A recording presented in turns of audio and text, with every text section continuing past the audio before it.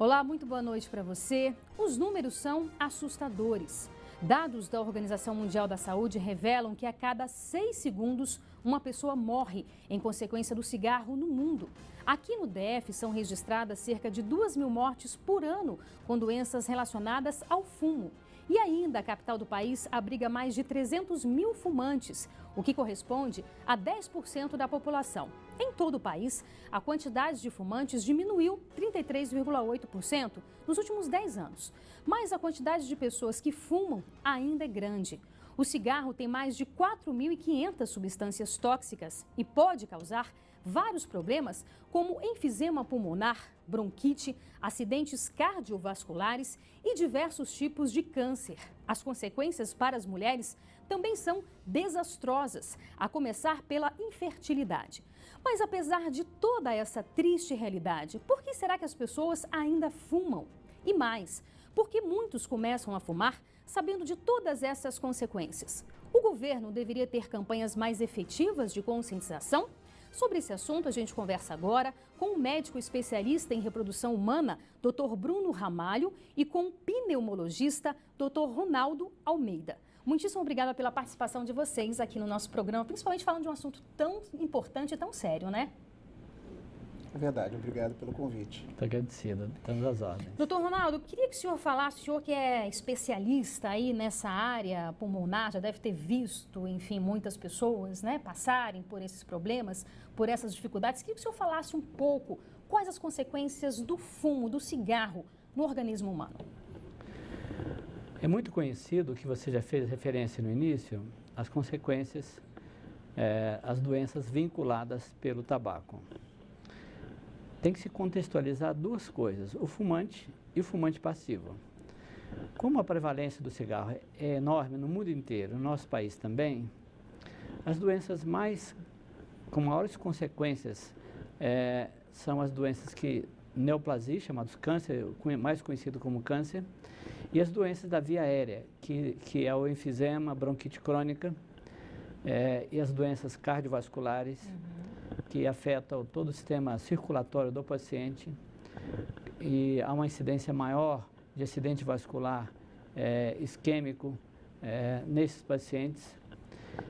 Eu diria para ti que se eu fumasse e tivesse que escolher as duas consequências, ou câncer ou enfisema, eu preferia escolher o câncer porque mata logo. Porque o enfisema pulmonar morrer aos poucos, com falta de oxigênio, tomando o oxigênio dentro da UTI de um paciente, é uma morte muito trágica. É muito triste, né? Realmente é muito triste. E aqui foi aquela pergunta que a gente fez aqui. Durante muito tempo, a gente sabe que houve um marketing muito grande por trás do fumo, então associava o fumo a pessoas jovens, bonitas, saudáveis, né? Até mesmo praticando esportes. Mas ao longo dos anos, como toda a verdade prevalece, né? Essa realidade ela foi sendo desmascarada. Então hoje a população sabe dos malefícios. Ou será que não, doutor Bruno? Olha, é difícil falar sobre isso, né? Via você falando e introduzindo a matéria e o Dr. Ronaldo comentando a questão dos perigos, né, do tabagismo e pensando aqui como que essas mais de 4.000 substâncias presentes no cigarro, no tabaco, né, podem interferir nas mais diversas funções do corpo, né? No meu caso, especificamente, a questão da fertilidade, nós sabemos que embora os estudos caminhem e a ciência ainda caminhe, né, em busca de conclusões, né, nós sabemos que as estatísticas europeias, elas apontam aí em muitos países até 1/3 da população em idade reprodutiva sendo consumidora do cigarro. Né? Então aquele glamour todo que você menciona, que está envolvido no cigarro, na verdade esconde por trás uma ação devastadora em todo o organismo, em todas as funções. E, sem dúvida nenhuma, a função reprodutiva, ela hoje, as grandes sociedades de especialidade invocam o tabagismo como sendo, sem dúvida, um fator que pode estar associado até mais ou menos 13% a 15% das causas de infertilidade. Né? Então, ele faz pano de fundo para infertilidade em até 15%, mais ou menos, dos casos. E essa revelação é relativamente nova? Essa interferência do cigarro nessa questão é relativamente nova ou não? Renata, olha, não é consensual. Na verdade, nós temos aí algumas divergências, estudos até recentes mostrando que o tabagismo interferiria pouco ou nada na fertilidade, mas eu tenho já uma quantidade de estudos muito grande, né, desde o início da década de 90, e que mostram resultados reprodutivos desfavoráveis, tanto associados ao tabagismo feminino quanto ao tabagismo masculino, mas mais interessantes, realçando a interferência na fertilidade da mulher e mostrando que eu tenho taxas de gravidez espontânea reduzidas, eu tenho taxas de gravidez reduzidas também nos tratamentos de reprodução assistida, né? Eu tenho diminuição das taxas de nascidos vivos, um aumento no número de perdas gestacionais e até de gravidezes em locais diferentes do útero, que são as gestações ectópicas, né? A mais conhecida é a gestação na trompa. Né? Tudo isso poderia estar, de alguma maneira, relacionado ao tabagismo. Que interessante. Interessante, assim, para que a gente possa, de fato, compreender essa realidade, né? Que é muito dolorosa, sem dúvida. Doutor Ronaldo, que tipo de câncer o cigarro pode causar? Existe, basicamente, 4 tipos de câncer no pulmão. Chamado câncer de células de aveia, ou old cells, adenocarcinoma, o carcinoma de células grandes e indiferenciado. Desses cânceres que afetam o pulmão, ligado ao cigarro, sem dúvida nenhuma, o que é mais devastador é os de células de aveia, células pequenas, chamado old cells, que responde muito pouco à radioterapia, responde mal ao tratamento cirúrgico e responde bem à quimioterapia e radioterapia. Então, é importante destacar não apenas o câncer, mas, por exemplo, na população infantil. O índice de infecção respiratória na infância é muito maior porque dentro do tecido pulmonar existe células de defesa, chamadas macrófagos alveolares. Os macrófagos é como se fossem soldados. Se entra uma bactéria, o vírus, eles vão lá e detonam e capta esse elemento e destrói. A população de macrófago alveolar no fumante, na criança que inala a fumaça do pai ou da mãe, ou no fumante propriamente, é muito reduzida. Não somente o número, mas a efetividade da função de fagocitose do macrófago. Ou seja, além do câncer, tem as infecções, especialmente que afetam mais no âmbito familiar, as crianças dentro de casa, passivo, que deve ser levada em consideração de forma muito significativa. Que crueldade, né? Não somente pneumonias, mas sinusite de repetição, a bronquite. Então, a prevalência é muito maior de asma na população que fuma ou nos filhos que são fumantes passivos também são muito importantes. Só para que a gente possa finalizar aqui, o senhor falou dos tipos de câncer no pulmão, mas, por exemplo, o fumante ele pode, em consequência do cigarro, ter um câncer na boca, por exemplo, ou em algum outro órgão? Sim, sem dúvida nenhuma. Os locais que mais acomete a neoplasia mais comum é do pulmão, mas existe neoplasia do esôfago, da boca, de outros órgãos, por exemplo, na mulher, no útero, nos ovários, no aparelho digestivo. Então, realmente, o câncer afeta o organismo como um todo. E o pulmão, logicamente, é o primeiro órgão de choque, né? Mas afeta outros locais. Por exemplo, já que o Bruno comentou sobre a população feminina, você tem observado ao longo dos últimos anos o aumento de tabagismo nas mulheres. Pois é, isso que a gente vai falar também um pouco no próximo bloco.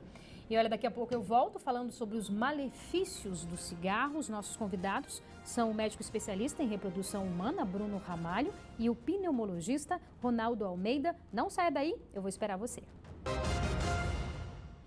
Estamos de volta com o Band Entrevista, hoje falando sobre as consequências do cigarro no organismo. Estamos aqui com 2 médicos. Nós falávamos no bloco passado a respeito dessa diminuição ao longo dessa década, né, de mais de 33% no número de fumantes. No entanto, no universo feminino, aumentou o número de fumantes, né? E por que será que as mulheres estão fumando mais, doutor Ronaldo?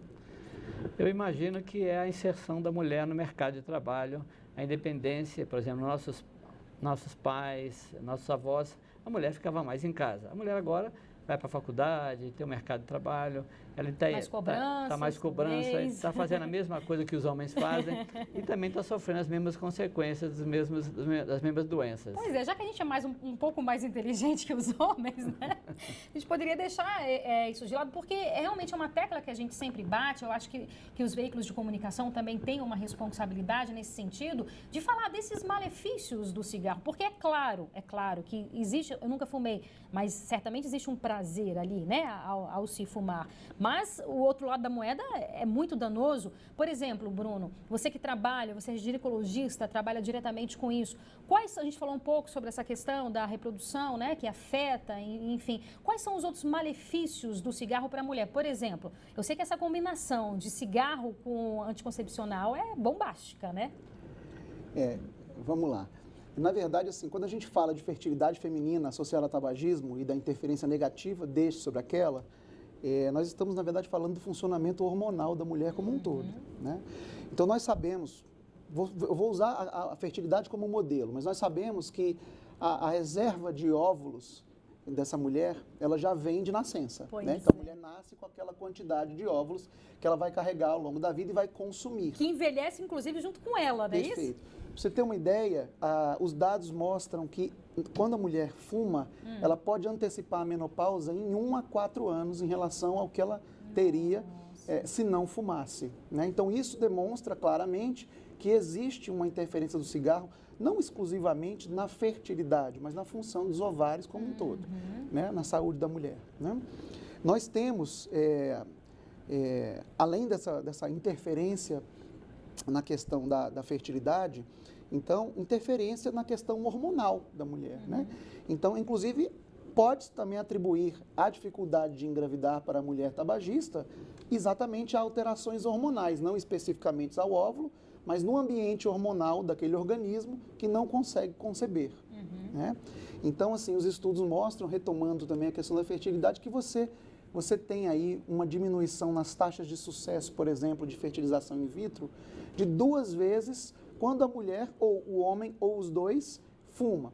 E quando esse tabagismo ele tem mais de 5 anos de duração, para a mulher, para o homem ou para os dois, você tem uma diminuição de 4 a 5 vezes na chance daquele casal de conceber em algum momento da vida, seja espontaneamente, seja naturalmente.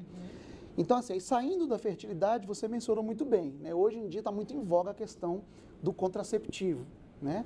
Então, embora isso não remeta exatamente à questão reprodutiva, a gente sabe hoje que o contraceptivo é uma ferramenta da mulher exatamente por conta da inserção no mercado de trabalho. Então, a mulher hoje ela quer planejar a sua vida reprodutiva com um controle melhor do que ela teve outrora.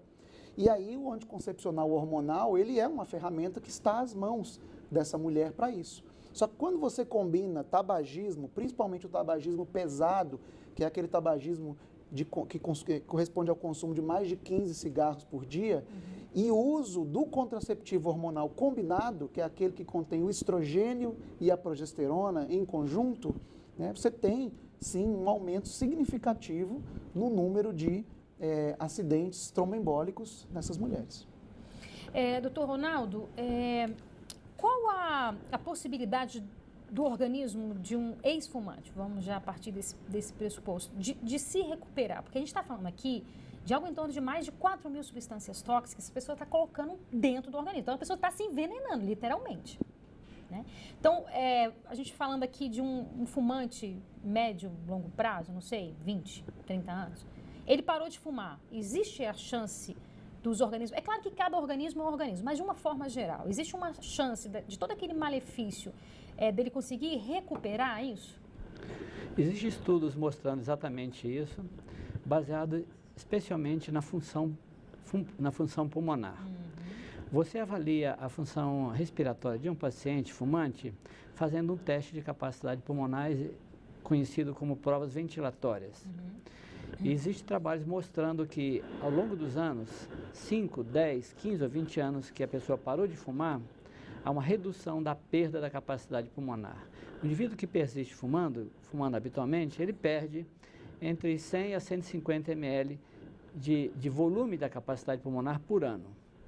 Ou seja, aí vem o bendito do enfisema. Ou seja, ao longo dos anos que a pessoa para de fumar, essa curva de declínio da capacidade pulmonar, ela modifica. Ou seja, a pessoa perde menos capacidade pulmonar, que se perde naturalmente ao longo dos anos, que é fisiológico, mas a perda é reduzida, diminui quando ele para de fumar.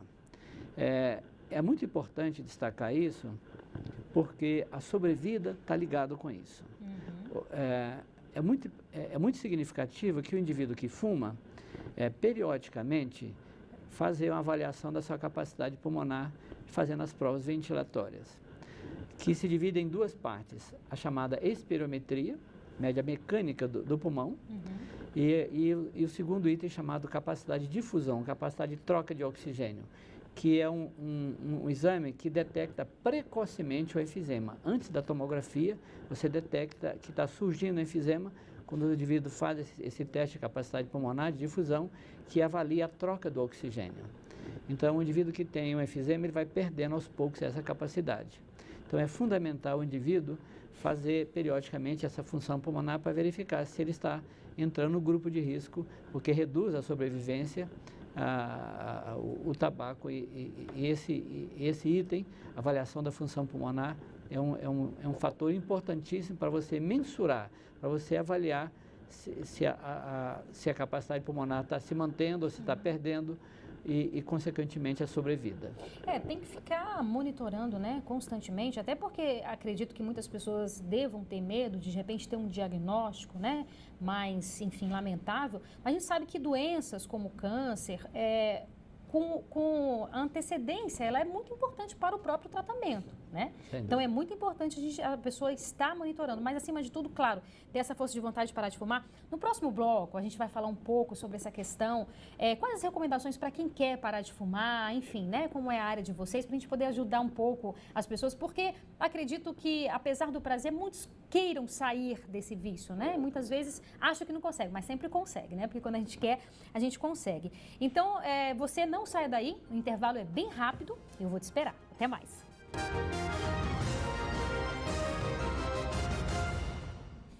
Voltamos para o último bloco do Band Entrevista e no bloco anterior nós falávamos aqui sobre o poder de regeneração do próprio organismo, né? Mas também você tem o outro lado da moeda, muitas vezes pessoas que param de fumar e as consequências vão vir anos depois, como o próprio jogador Johan Cruyff, né? O jogador holandês, muito famoso, muito conhecido, que ele parou de fumar e anos depois contraiu um câncer de pulmão. E aí eu queria saber, certamente deve ter alguma ligação com o cigarro, né? Porque, como a gente está falando, assim, o organismo ele tem esse poder de regenerar, mas consequentemente as sequelas do cigarro, do fumo, também permanecem no organismo, não é isso, doutor? Sem dúvida nenhuma. Curiosamente, e por coincidência, o Cruyff foi tratado em Barcelona, onde eu estive, no hospital onde eu estive com o meu orientador, Dr. Monserrat Canal. E sem dúvida nenhuma que o cigarro mata.